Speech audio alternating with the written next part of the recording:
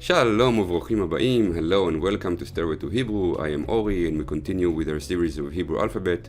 Today we continue with letter number 17, letter Pei. Letter Pei is a bit complex and I'll show you how we do it.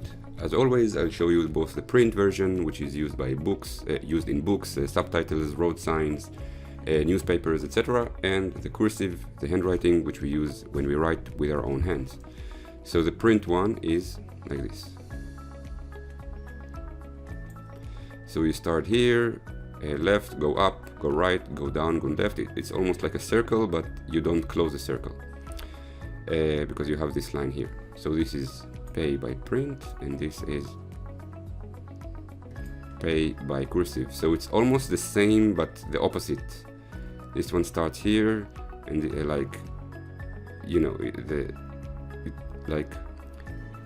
hole in the letter is here. It's on the bottom, and here it's on the top.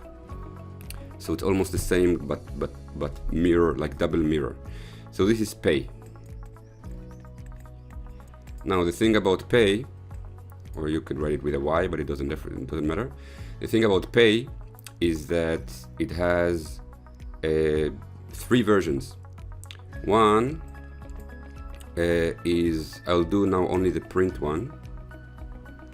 It could be with a dot, right? So with a dot, with a dagesh, it's P, it's like letter P. But if it's without the dot, without the dagesh, so it's letter F. So P is like pizza, for example, and F is like fast, or forget. So it could be both, and it also have a final version, which is, so this one is used in the beginning or the middle of the word, both of them.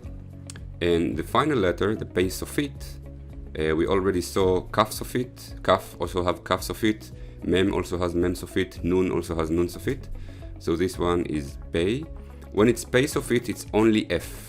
There is no Pei, there are no words in Hebrew that ends with a P sound, only F. So when you have words in foreign, like in English, for example, like ketchup, we say ketchup, so we write it with a normal P, but that's not for now. What's important is we have a final Pei Sofit, which is actually face of it, like only the F sound.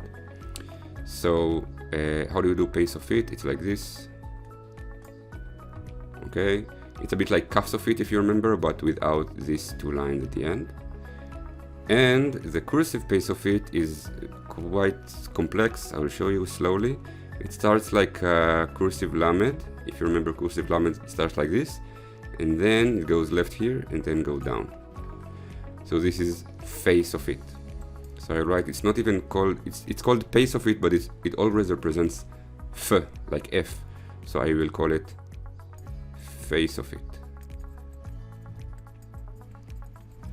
So it's only at the end of the word. So I'll show you two examples of how sometimes even in one word the word can change, the letter can change from F to P, like from P to F, and from normal from final letter to a regular letter, like the one in the beginning or the middle. So for example, the word for paper is daf. So in the print version, daf is like this, daf. So this is daf.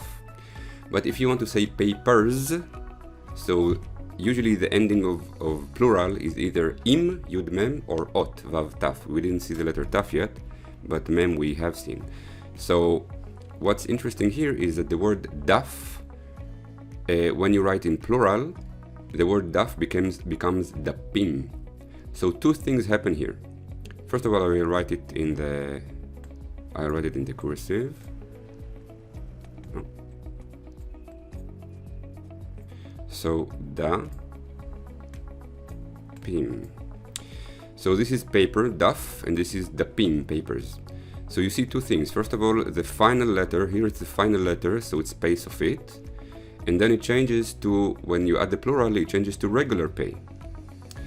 And not only it changes from final pay to a regular pay, it also changes from f to p. So daf, dapim, daf, dapim, paper, papers. And if I write it in the cursive, so this is dalet, and I write it without the Nikkud, without the vowels. It's not the best pace of it should be more like this. Just my mouse went a little bit too left. So this is daf, and this is papers. Paper and papers. So this is the word for this is letter pay. It could be pay, it could be fei, it could be p or f, and it could be also pay sofit at the end of the word. This is an example, daf, that becomes dapim. Also here daf becomes dapim, which means paper. So this is the letter pay. I hope you benefited from this video, and I'll see you again in the next letter, letter tzadik. Bye bye.